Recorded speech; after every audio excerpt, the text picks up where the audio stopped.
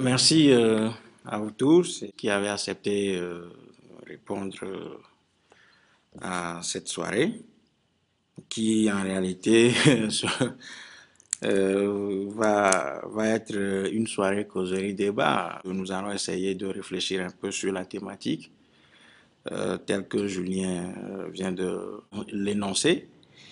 Et pour ceux qui ne me connaissent pas, puisque c'est la première fois que je suis ici, je suis Rodrigue Bogli, je suis né au Togo, je ne suis pas togolais, mais je suis né au Togo.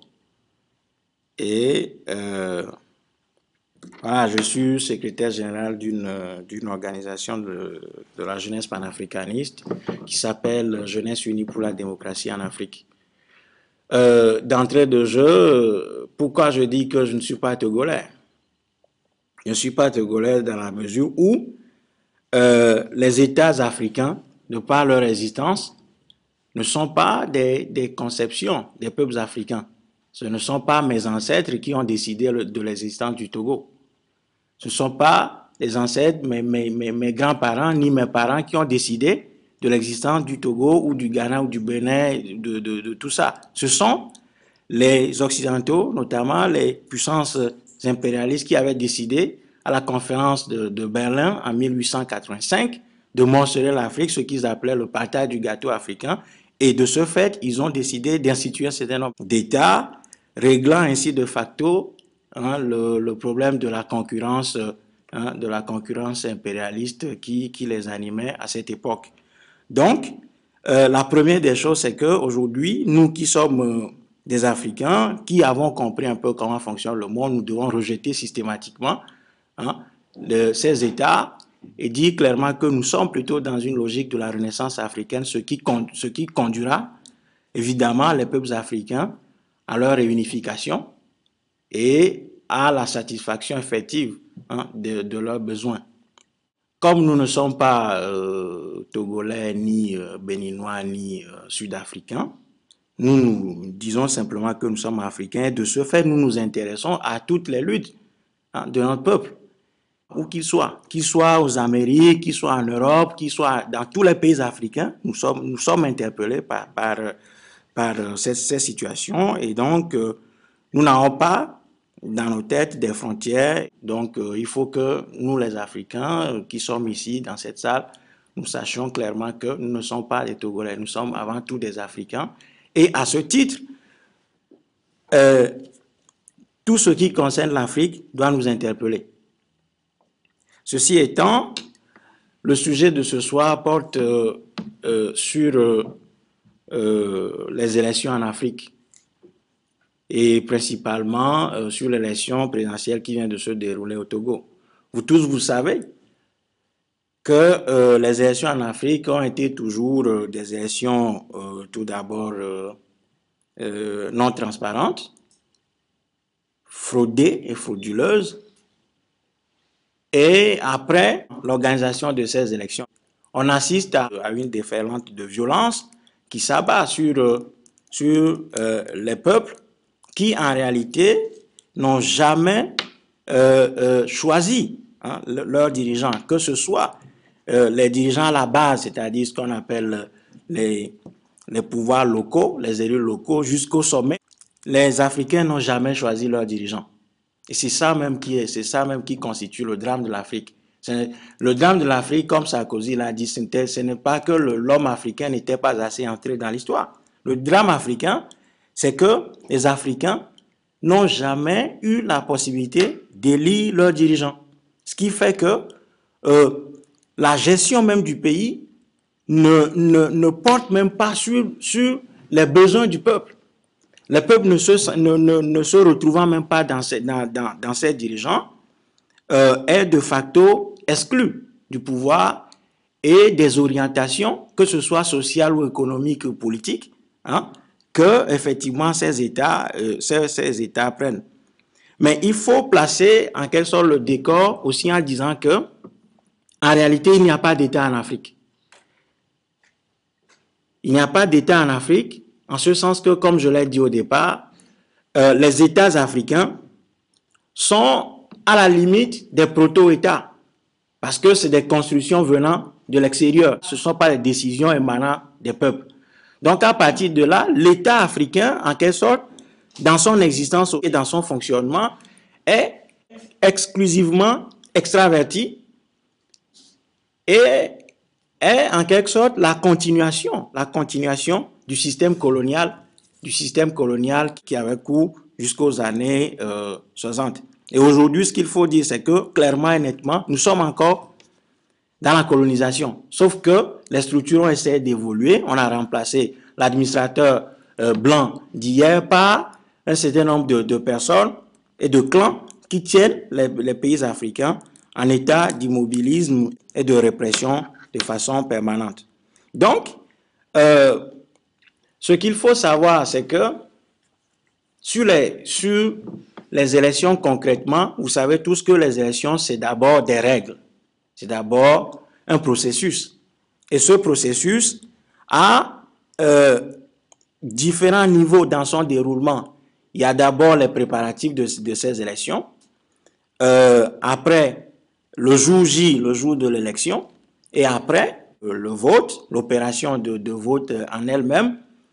On proclame les résultats et ce résultat doit correspondre effectivement à l'expression populaire, ce qui n'est pas le cas en Afrique. Chaque fois que les Africains votent, il faut qu'on transforme les résultats. Les gens vont voter, par exemple, une couleur jaune, d'un parti. Le lendemain, ils se retrouvent avec une couleur verte qui sort des urnes. Donc, finalement, la seule industrie qui marche en Afrique, c'est l'industrie de transformation des bulletins de vote. C'est ça la réalité. Vous l'avez dit, Julien, dans l'introduction, que Sarkozy, tout ça, il veut célébrer les 50 ans de l'indépendance de l'Afrique. Il n'y a pas pire injure à faire aux Africains que de dire qu'on veut célébrer 50 ans des indépendances de l'Afrique. Ça n'existe pas. Les indépendances en Afrique sont une fiction. Parce que ceux qui ont travaillé, ceux qui ont lutté effectivement contre le régime colonial ont été tout simplement abattus. Et après eux, on a redéployé le système colonial sous d'autres formes. Donc, quand Sarkozy et ses zouaves en Afrique ont décidé de célébrer les 50 ans des indépendants de l'Afrique, pour nous, c'est très humiliant. Pour les peuples africains, c'est très humiliant. Parce que, considérons un instant que ces indépendances soient une réalité. Voilà une puissance colonialiste ou colonisatrice qui a été éjectée, battue, renvoyée d'Afrique. Et 50 ans plus tard, c'est la même puissance qui dit, bon voilà, je viens célébrer ça avec vous. Mais non, mais honnêtement, c'est de la fumisterie. C'est prendre les Africains pour des cons. Mais malheureusement pour nous, ceux qui sont actuellement au pouvoir en Afrique,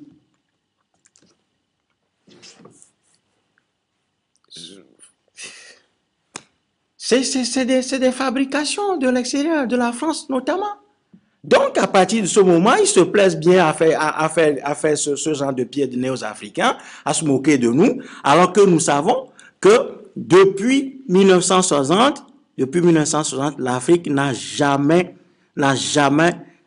été africaine. L'Afrique n'a pas appartenu aux Africains. L'Afrique n'a résolu ne serait-ce qu'un de ses problèmes.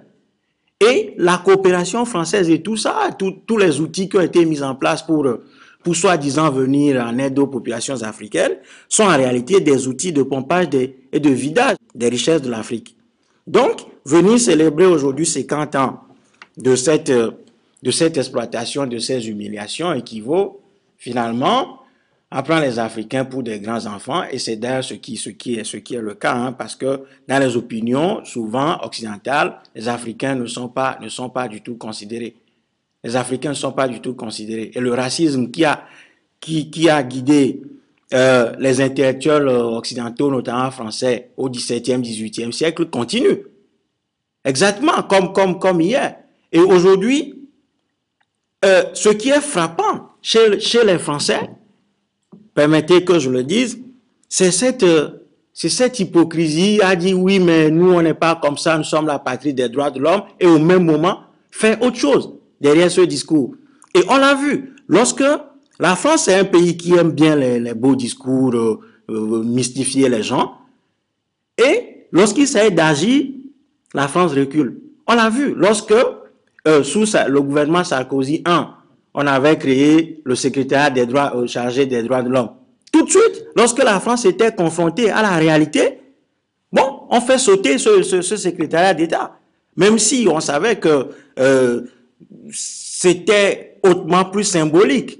Hein, c'était hautement symbolique plus qu'autre chose. Hein. Mais effectivement, lorsque la France s'était retrouvée dans le concret, dans la réalité, de mettre en application, d'être conforme à ses propres engagements en créant ce secrétariat d'État, tout de suite, mais c'est Kouchner, l'homme de riz, hein, qui a dit, mais nous regrettons, moi je regrette même d'avoir créé ce truc, donc voilà, au prochain remaniement, tout de suite, on envoie Ramayad où? Au sport. Au sport. Pour une fois signifier encore une fois aux Africains que, bon, voilà, les domaines dans lesquels vous excellez, c'est le sport et la musique. Donc, on vous ramène là. On vous ramène là. Bon.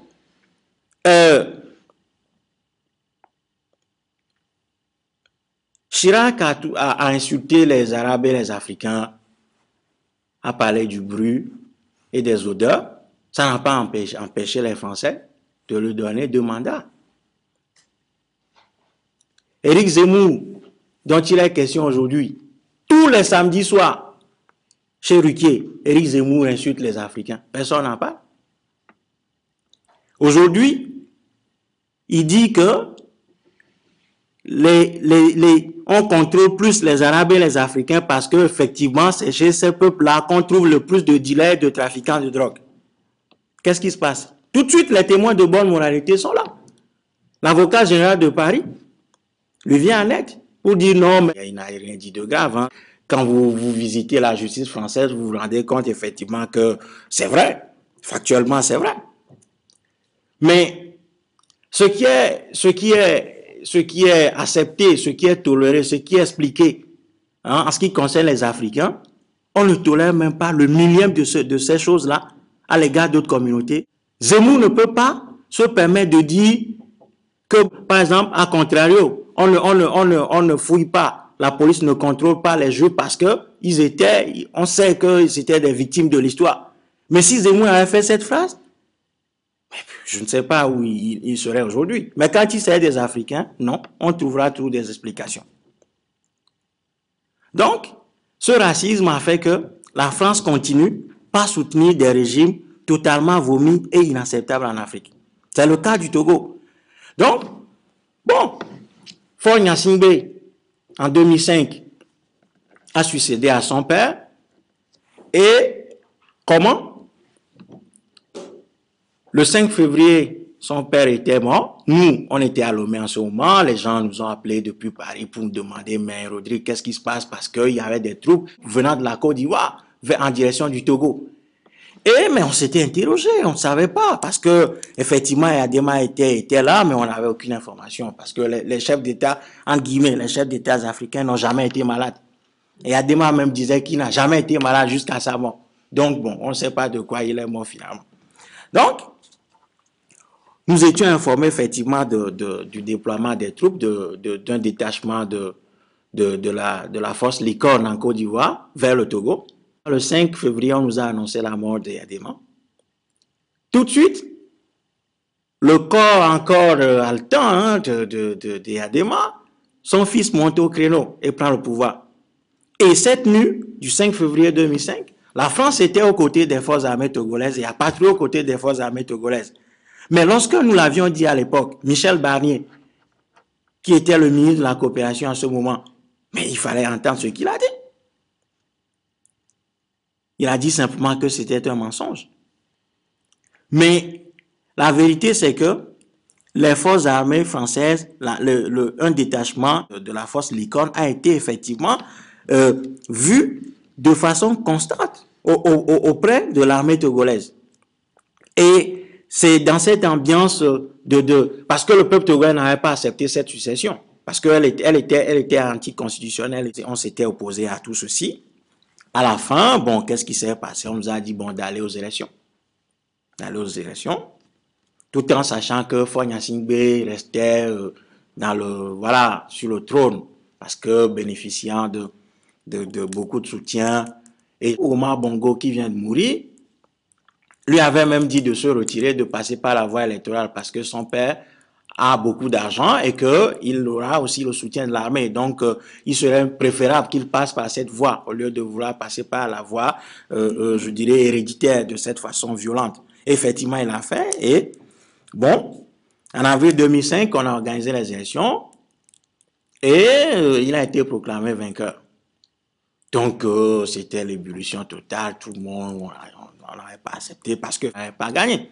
On n'avait pas gagné. Nous-mêmes, notre organisation on était mandatés. Hein, on s'était organisé au niveau de la société civile togolaise. Et moi, personnellement, j'étais chargé de récolter tous les résultats d'une préfecture qui s'appelle la préfecture de Kloto. Je vous dis qu'il y a des localités, des bureaux de vote où le candidat de l'opposition avait récolté 100% du suffrage. Mais à la fin, qui a été proclamé vainqueur? C'est Faure Gnassingbé. Et à la fin, qu'est-ce qu'on a vu? C'est la répression qui s'est une fois encore abattue sur le peuple togolais. Donc, dans ce contexte, qu'est-ce qu'il faut? Vous savez bien, la France-Afrique fonctionne en trois ou quatre étapes. La première étape, c'est d'abord d'opérer un coup d'État militaire ou un coup d'État électoral, un hold-up électoral. Ça, c'est la première étape. La deuxième étape, après avoir opéré le vol ou la confiscation du pouvoir, lorsqu'on fraude les élections, qu'est-ce qui se passe? Le peuple n'est pas d'accord. Il y a la répression. Donc, la deuxième étape, c'est la répression. Après la confiscation du pouvoir, c'est la répression. Et le troisième niveau, hein, la troisième étape, c'est qu'après la répression, on dit, bon, maintenant, nous sommes tous des compatriotes, nous sommes obligés de vivre dans le même pays. Donc, qu'est-ce qu'on va faire? On va aller au dialogue. On va dialoguer. Et après le dialogue, le quatrième niveau maintenant, c'est d'aboutir à ce qu'ils appellent un gouvernement d'union nationale. Ce qui, en réalité, est une invention de la France-Afrique pour dissoudre, en réalité, les forces de contestataires dans un gouvernement tout à fait incolore, insipide et informe et tout ce que vous voulez. Et l'objectif à terme, c'est de confondre les contestataires et de les confronter à la réalité de la succulence du pouvoir et du gain hein, et voilà, du pouvoir. Et à la fin, qu'est-ce qu'on voit?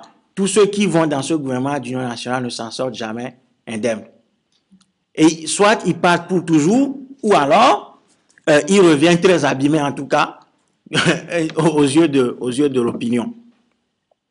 Dans cette ambiance, on était conviés à dialoguer avec Faure Gnassingbé. Donc l'opposition togolaise s'était regroupée et effectivement est allée à ce dialogue. Ce qui est intéressant dans ce schéma de dialogue, c'est que nous étions quelques rares organisations au niveau de la société civile à prévenir cette opposition quant au rôle joué par Blaise Compaoré, parce que c'est Blaise Compaoré qui a été mandaté en quelque sorte par la France pour diriger le dialogue. Or, en novembre 2005, nous-mêmes nous étions observateurs à l'élection présidentielle du Burkina Faso.